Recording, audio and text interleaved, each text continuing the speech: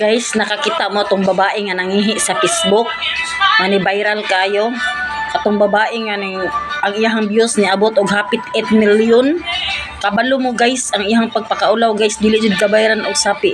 Kaya ang iyang 8 million views guys, kabalo mo kung pila lay kita. Wala ra kaabot og $200. Unya karon i-times nato to sa 56. Pila ra yang income, wala ra kaabot og 10,000. Pero guys, hantod sa iyang kamatayon, dili to mabayaran og kwarta guys ang kaulaw sa iyang pamilya o sa tanang mga tao.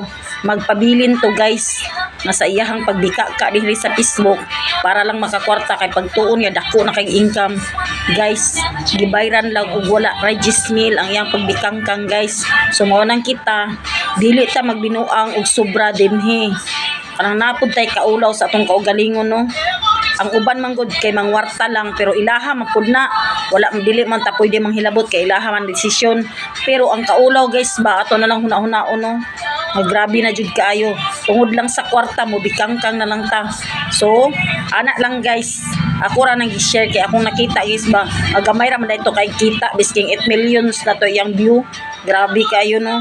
So daghang salamat sa iyong paglantaw. Thank you.